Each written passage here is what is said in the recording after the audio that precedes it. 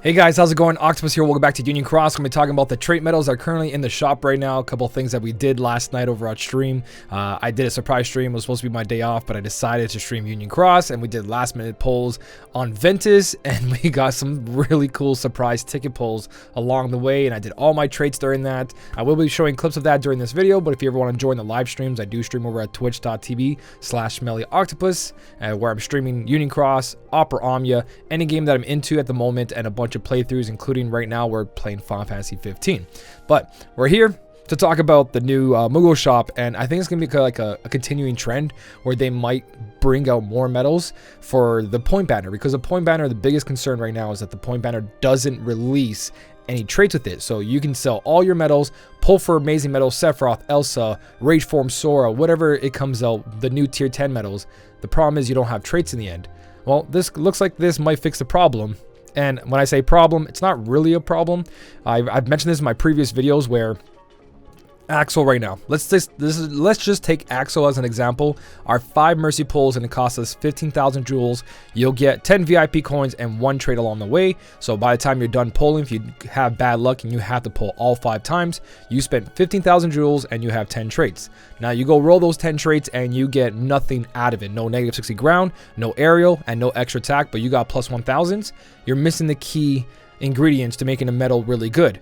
Extra attack is the most important, with strength stacking, buff stacking, all that, plus extra attack gives 40% more damage of that metal. Then you're missing negative 60 ground and aerial, which lets you pierce level 5,000 or stronger enemies in order to do any kind of damage. So you can spend 15,000 jewels on Axel and get 10 traits with RNG, or if you get really lucky and you pull like Aqua, if you pull any of the tier 10 medals or something that's really good for your setup, you go in the Moogle shop and you spend 5,000 jewels, grab a ground, 5,000 jewels, grab an extra attack, 10,000 jewels, you have a medal that's going to take care of most of the content, because the hardest and most rewarding enemies are usually ground. But let's say you want ground and aerial, that's going to cost you 5, 10, and 15,000 jewels.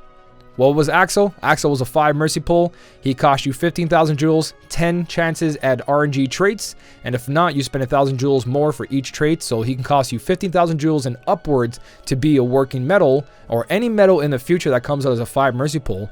Or if you get lucky, and these medals get updated every so often, like Axel comes in here, newest medal comes in here, and I think that's going to happen. If you do pull them, don't be afraid as a free-to-play player to spend the 5,000, 5,000, 5,000 for the 3 traits, 15,000 jewels. You got the medal for free, spend the 15,000 jewels. That's what I did with my Rage Form Sora, and I ended up being Leviathan because of it. Now, that wasn't worth the ratio back, so don't do it every single time you get a new medal, because you'll be out of jewels. You still want to pull for the newest medals. Only do it if you need to upgrade your medal, and this goes in the same case where we're going to talk about the new Moogle shop.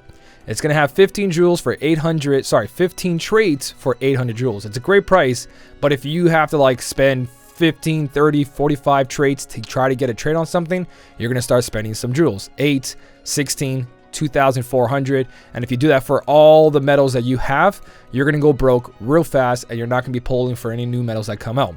Yes, these medals, especially Elsa, can help you through a ton of content. Terranor can help you with a lot of your reverse setups.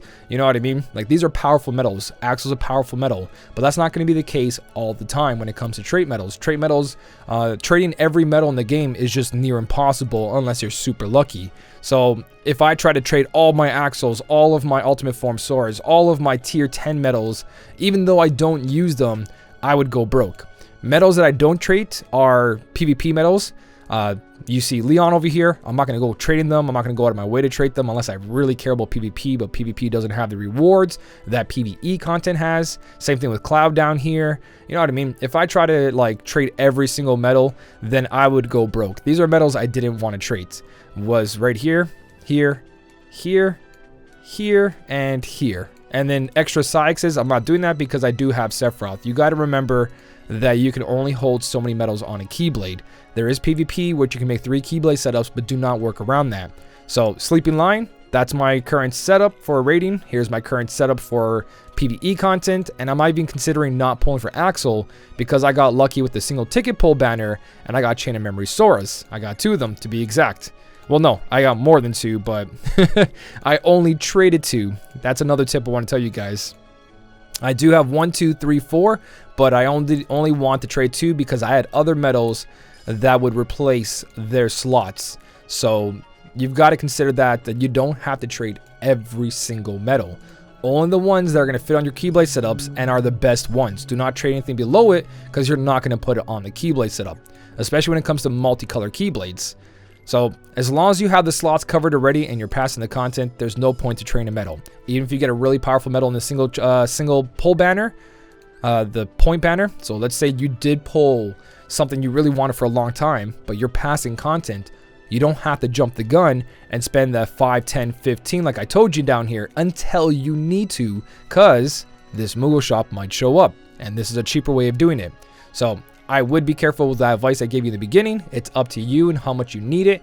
And then if you are patient and you do get lucky and they put your metal in the Moogle shop, I think 800 jewels for 15 traits is perfectly fine.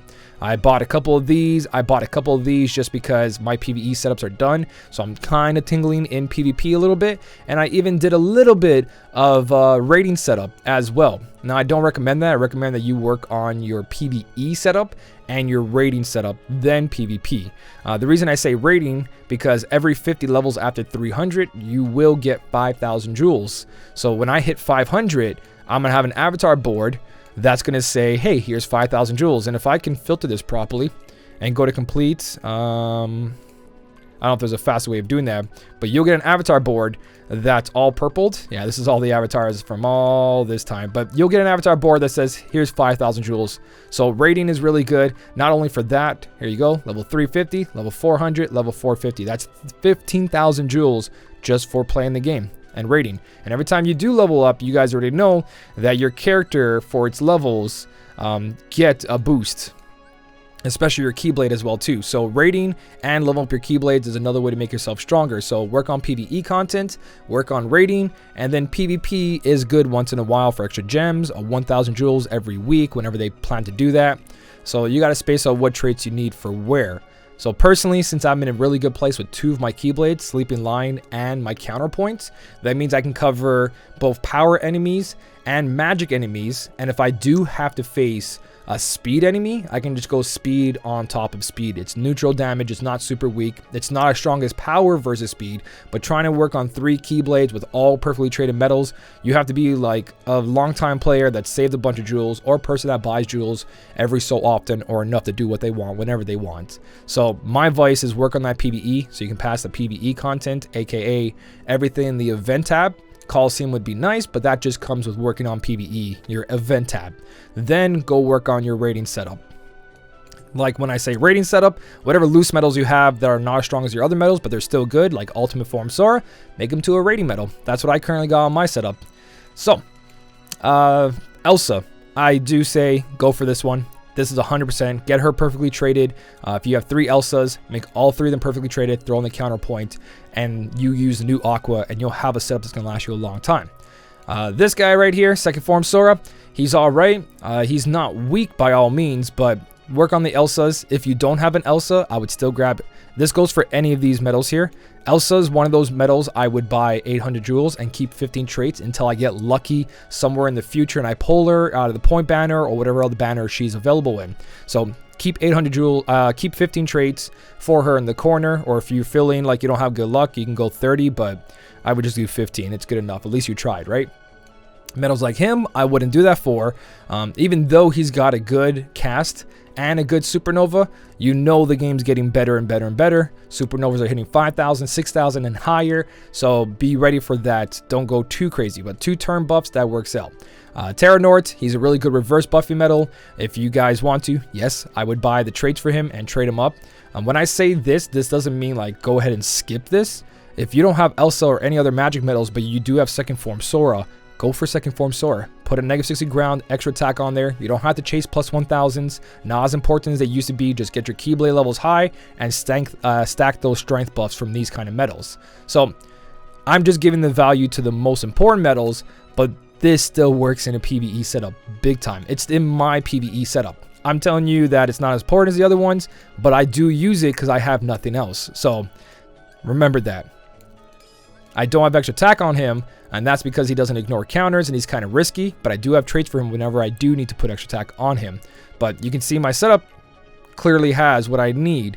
So don't go, oh, okay, Octo said skip second form Sora, but then I have no other magic metals. That's not the way it goes. I'm just giving you the best of the best.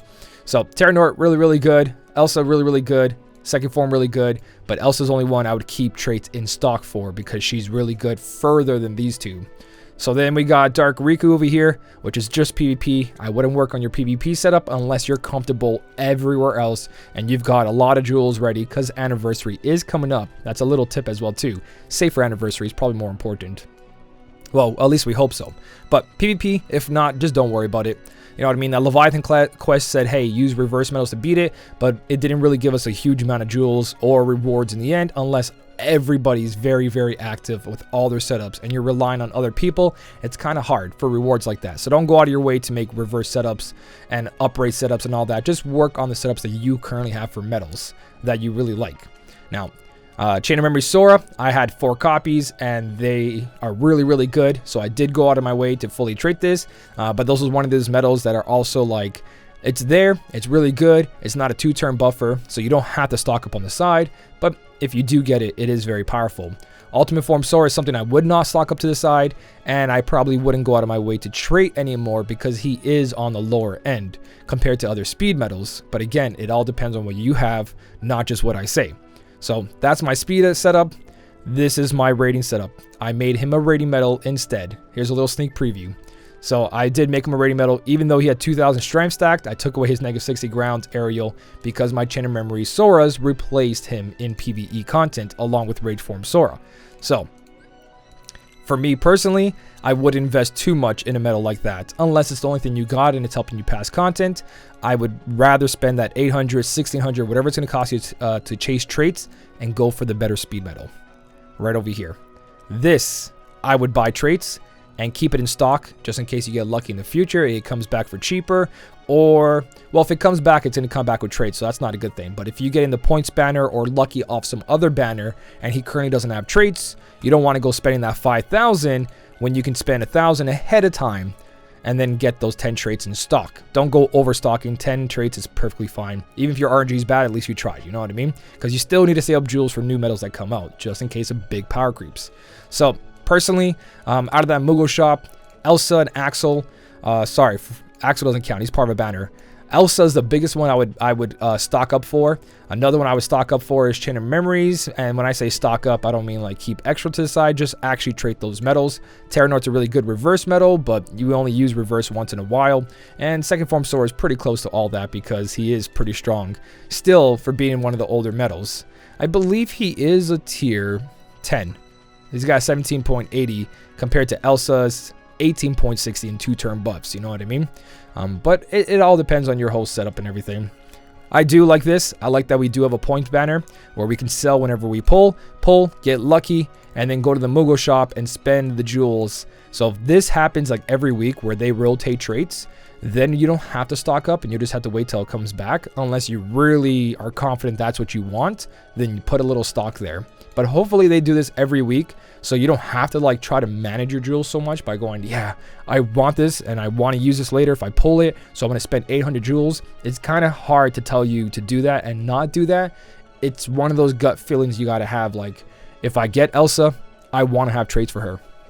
Or if I get 800 traits and I leave 50 of these and I get them later, but by the point I get them, something better comes along and replaces him, you just wasted 800 jewels for no reason.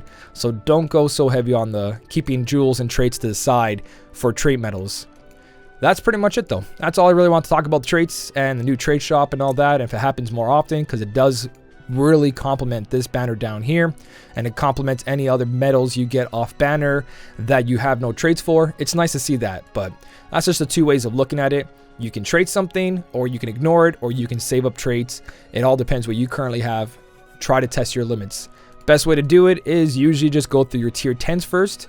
So when you're making a Keyblade setup, go to swap medals, go to sort, undo everything, make sure you have it on strength if you want to, doesn't really matter for that, and then click on tier 10. And then look through your tier 10s and click on each one and say, okay, he has 19.20. Do I have a better power medal? Let's sorted by power. All right, here's all my power metals. Go through each one. He's got a 17.31 multiplier as a tier 10, Sephiroth stronger. Cloud, 18.01 as a tier 10, Sephiroth stronger. You can also look at the metal's total strength. He's got 41,600 with 5,000 chips, that's 46,000, compared to Autie at max at 40,000. So not only does Sephiroth have a higher multiplier, more strength, he's got everything else going for him. Then you got to look at your buffs as well too, not just how strong a metal is, because you've got metals like Ear over here, where he can be really high, but he's got 1500 strength boost, but no supernova boost. So you wouldn't want to use an Era over something else that gives you like 4,000 or 5,000 strength in the bottom there. So there's ways of building Keyblades. You got to look at what you got, but don't overtrade. That's just what I'm trying to emphasize. Do not overtrade your metals. I guess it's like a little trait tip guide video. I kind of just went off there. But yeah, there's traits in the Moogle shop for 800 jewels, 15 traits. Trade what you guys want. This is just advice, just some friendly advice of how my thought process goes when it comes to all of this. And sometimes I go overboard and I trade things I don't need to. I buy more traits than I have to. Doesn't mean that you're going to be super weak. You do put yourself a little bit behind on saving jewels, but it all depends on what place you are in the game. Have fun with it. It's a game. If you take it super serious all the time, it's going to stress you out, and then you're not going to end up liking the game. So just have fun. Trade what you want. Favorite characters. Play it. If you miss a couple events here and there, it's not going to kill you. The game's not going to say, hey, you can't play no more because you didn't beat this event. No, the event is going to disappear with time, and then a new event's going to come out, and you're going to kick that event's ass, and that last event's not going to matter. You know what I mean? Don't stress it out, guys. If you did enjoy the video, don't forget to hit the like button. And as always, thank you so much for watching. Keep on smiling, and I'll smell you later.